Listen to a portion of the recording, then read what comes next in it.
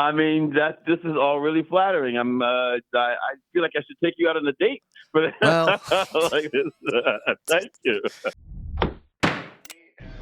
welcome back to Under Oath. Today we're talking to actor Harold Perrineau. You might know him from Lost, Oz, The Rookie, and from season 3 of the new show From, which has been on 3 seasons. How you doing, Harold? I'm pretty good, Jeff. How are you, sir? I got to tell you, I love everything you're in because somehow you haunt me, because in a good way, because I automatically know what character you did. Oh, no way. Yeah. Like No even your way. thing from The Rookie, I automatically knew when I saw The Rookie, I said, oh my God, I remember that. Wow. And you somehow take a character and just make it your own. And you steal scenery. I don't know how. That has to be a gift. I mean, this is all really flattering. I feel like I should take you out on a date, but Well, like this. Thank you. I do coffee every once in a while, so that's just what we do. You got it done. You and me. But yeah, I've been really lucky to get a chance to do really cool things and work with great people like Nathan Fillion on The Rookie. I mean, I love that Nathan Fillion so much, and so there's no stealing scenes from him, but you certainly can jump in and play, and that's what we really did while we were on The Rookie. Now, you've been in a show called From, which, believe it or not, the minute I saw it, I'm going, God, this feels like Lost, and just the intrigue and the suspense behind it. Why don't you tell us a little bit about that? So, yeah, I play a character named Boyd Stevens, who is the sheriff of this town, this nightmarish town where people come in, but they cannot get out. Sounds like a Roach Motel almost. But they're stuck in this town, and all roads lead back to the town. And at night, they're being hunted by these, scary creatures. And so that is sort of the setup for From. And we are now in season 3. And so, that's it. Now, when you get this script, your agent goes, hey, listen, I want you to try out for this thing. You go, what's the show about?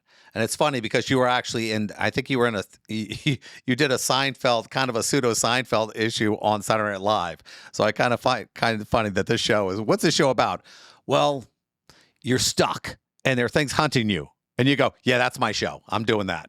Yeah, exactly. That seems like a thing that it comes up for me a lot. Oz is like that.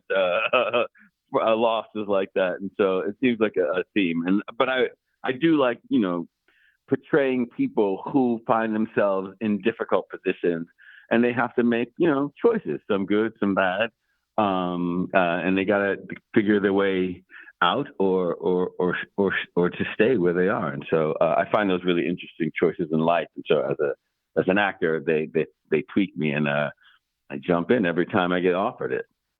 What I love about the characters you play is that a lot of times, we think of heroes and villains, and it's hard to root for the bad guy. It's hard to root, but there are really areas of gray. We're just rooting for ourselves in weird positions where if we were put in these circumstances, would we do the same? I mean, you're the sheriff of this town. It's your job to try to maintain order among this chaos.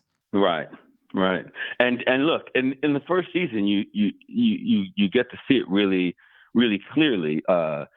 You see that Boyd Stevens and his son Ellis are estranged, and you don't know why. And you see that Boyd had to make a choice, and he had to shoot his own wife in order to save his son. That might make you a really, really bad guy in many circumstances, but it can make you at least questionable in this circumstance, because it's like, what were the other choices? And so I find those questions to be really, really, not shooting my wife. I don't find that question interesting. But in this show, in the context of the show, choices of life and death and right or wrong, they all get thrown around because actually just trying to survive. And I think that those are really fun things to explore. And in this sort of horror kind of way, so it's safe. It doesn't impact your life too much. You get to enjoy it as entertainment. You know what I mean? Yeah, I know. The hard thing, I think, for actors, I get to do stand up. I got to be a professional referee last night, just crazy stuff. But you do take some of it home with you sometimes, and it takes a little bit to get it off you. Now, you've played a lot of darker characters. Do you ever, is it easy to get in and out of them quickly, or do you need like an hour or two to decompress? Yeah, I'm one of those guys. I need a little bit of time to decompress, and I'm not always. I don't always, especially when I've had really tough nights, and if I'm in a town where my family is or whatever, I don't always. I'll come home and go in my room or go in the office or do something to kind of decompress. Because I try to really bring myself to the situation. But that being said, I've done it long enough now that it's not always so scary when I leave a set. But when I was younger, it was terrible. I lost many a girlfriend because Yeah. of like working, and they're like, "What's wrong with you?" So I'd have to explain some situation or something I was doing at work. So, but now it's a lot better, a lot better. Yeah, a lot of people don't get that factor. They think trust me, we're very privileged to be able to do what we do. It's such an honor, and that, we our whole lives we fight for this, but there's a cost sometimes. There's a relationship cost. There's sometimes you're not in the best mood. Um, Right. and how difficult is it for you to sometimes go, "Hey, listen, I'm mad right now, but God, I'm so fortunate at the same time."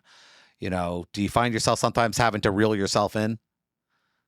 I do. I really, really do. Like even as I'm talking about it, there are there are lots of things going on in this world, and people are really struggling in lots of ways. So sometimes it feels really hard to talk about what's going on with me. But in order to do the job the way that I want to do the job, I got to be able to be like, I'm mad about this, or this is making me really, really sad, or this just tickles me to my my bones.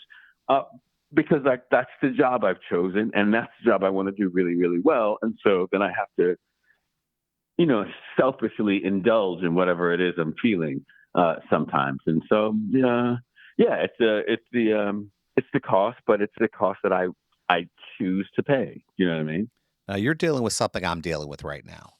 My daughter just left the college. She's getting she's in a theater program. She wants to be an actress. And it's so hard for me to not want to give her advice. It's so hard for me to tell her how tough it's going to be, but at the same time, I want her to have her own journey. I know your children act, your daughter's an actress too. How tough is it for you not to, be a helicopter parent in a situation like that? I got to tell you, I'm getting better at it. But I haven't always been good. When she was a lot younger, I was really because of I'm a person who's been doing this for a long time, and sometimes I understand people's motivations when they're doing a show or people's responsibilities. I was such a helicopter, and not a nice helicopter dad either.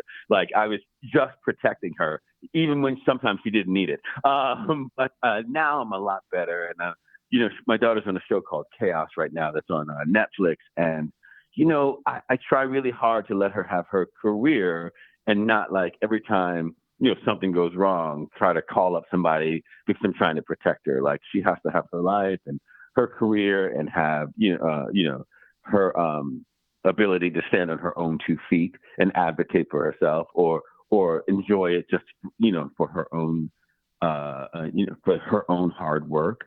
And so right now it's fun, it's tricky, but there's a lot of like letting go of it.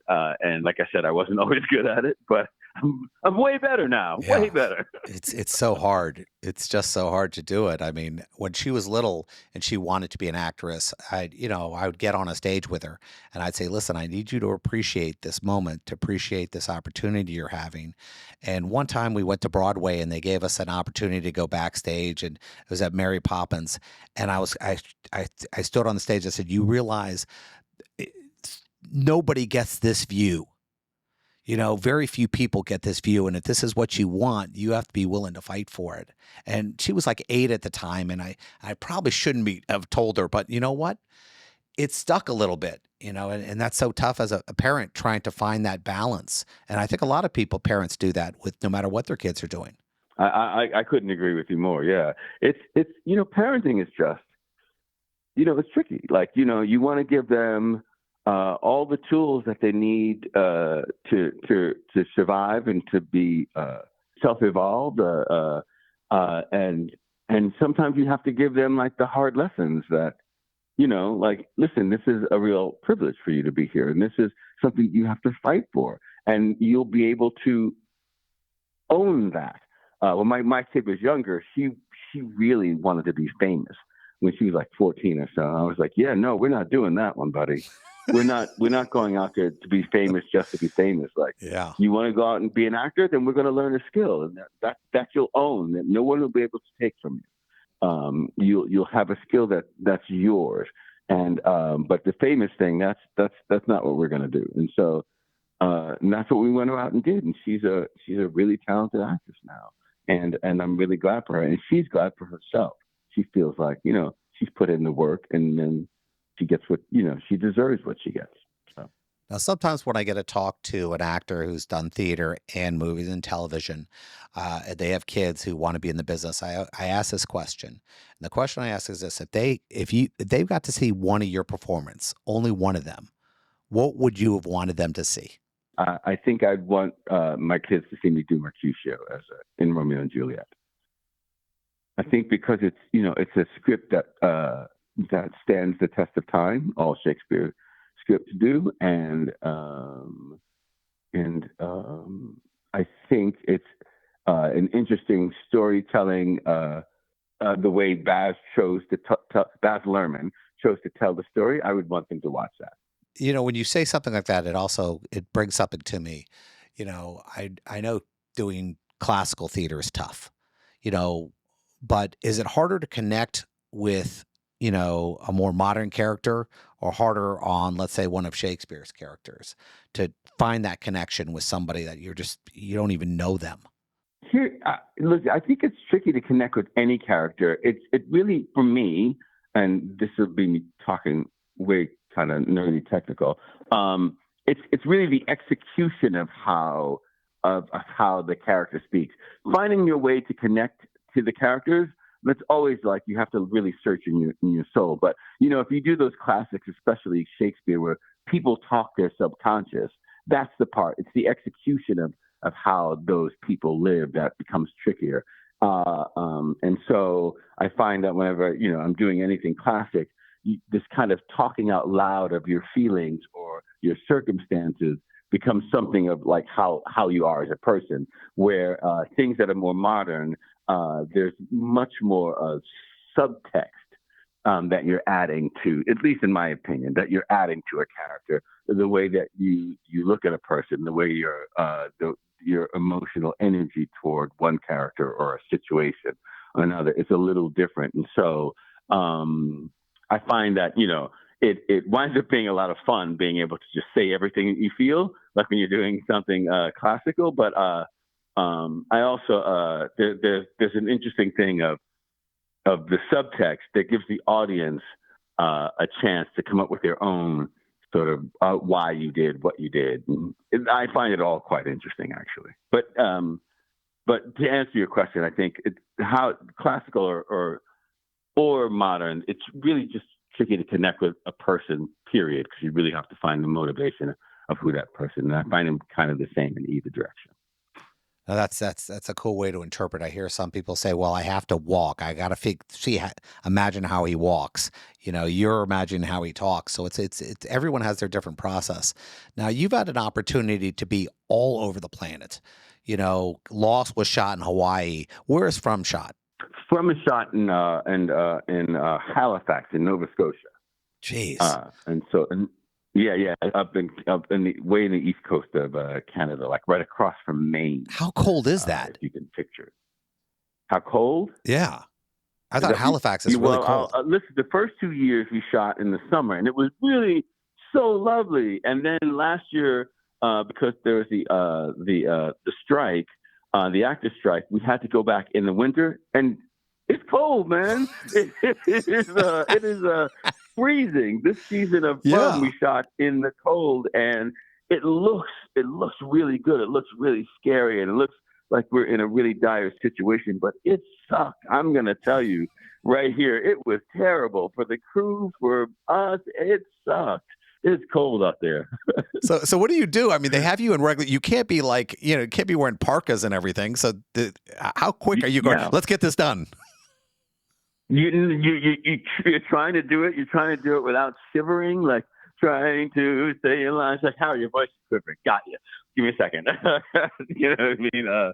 Because you have your Parker on or your whatever on, and then they go like, okay, we're getting ready to shoot, and they take off the Parker and run, and then they're like, okay, ready, let's get set. Hold on. You're like, hold on, it's freezing out here. Like, no, hold on, call action.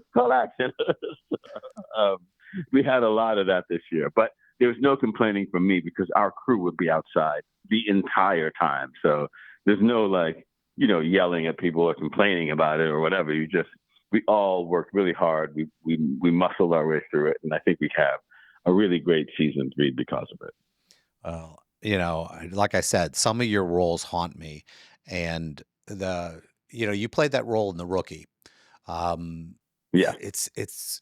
It's a guy who has tough circumstances. He's had to do some bad things, but right. It just felt like he was in quicksand, that he there's no way he could get out of it. That's exactly right. And he starts off, it seems like, just the most upright, honorable guy, ever. And then you find out that, yeah, he's really found himself in quite a difficult situation. That's the hard part. I'm also an attorney. I used to do criminal defense. And I used to say that, listen, only 1% of the people I ever represented were truly evil. The other 99% just had bad circumstances. They made some bad choices and they just couldn't get out of it. I mean, as you're reading script after script and this character slowly goes down this rabbit hole, you have to be adjusting, the performance. Yeah, of course. Absolutely. Like, especially in From, because, there are so many mysteries in From we don't know the answer to, and I don't want to know the answers to, and I want to discover it as we're going along. You just keep making little adjustments. You're like, how do I get here? How do I make this choice after I've been making this other choice? Like, we're a group and we're together, but now I have to make this really selfish choice. How do I justify that? And so, yeah, they're constantly trying to find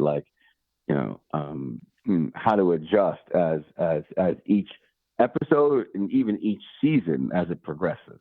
You're just looking for the little nuance that helps you make these larger adjustments. Well, we've got about a little less than a minute left. Why don't you tell me, our listeners, how we can watch the show? So From season 3 airs September 22nd on MGM Plus. So you can get it there, and you can catch up on From if you have Amazon Prime. The first 2 seasons are there. Come check us out. The show rolls out weekly, so we'll all be there for the next 10 weeks, live tweeting and watching and tweeting throughout the week. So come hang out with us and be part of our family. Well, it's been great talking to you, Harold, and look forward to talking to you again. Thank you, Jeff. Have a great day.